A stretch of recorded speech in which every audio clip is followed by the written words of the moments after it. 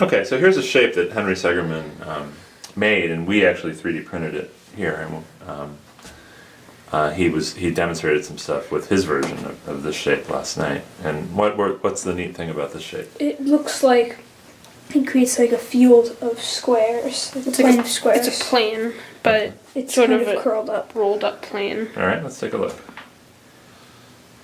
You have to get really close to it. Yeah, there you go. You see this plane of squares. Yeah, you have to focus. It may not be far enough up, but Yeah. Oh, that's interesting. You're right. To make this work perfectly, it's got to be on the. We'd have to put it on the whiteboard, but you get the idea from this.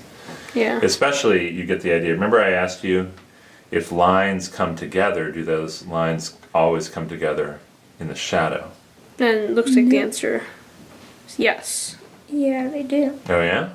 Does it look like the answer is yes? Well, Actually, no. See, look at these things that are coming up and going to meet these two lines coming up the side of the sphere. Keep your light on it.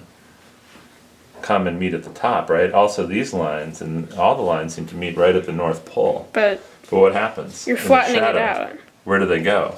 Out in different directions. So maybe you would, so it's like this, but you might never, North Pole might be infinitely far away.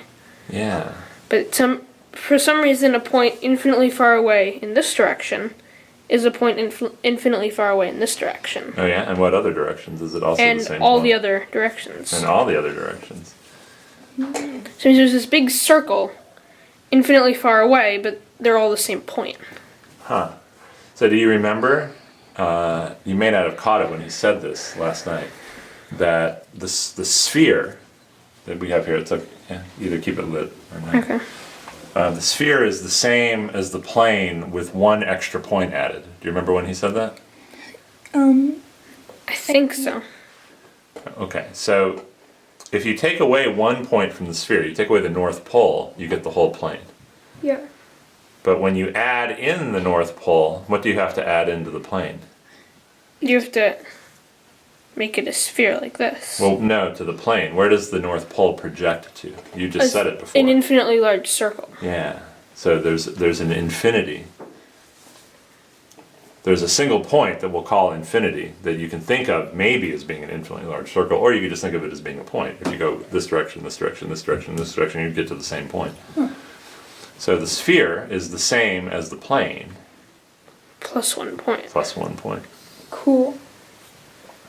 Yeah, it's pretty neat. This is a fun shape to play around with. And he even had a special one. Do you remember what it was? The MIT math version. Yeah, it said MIT Math when you made the projections. That was actually kind of fun.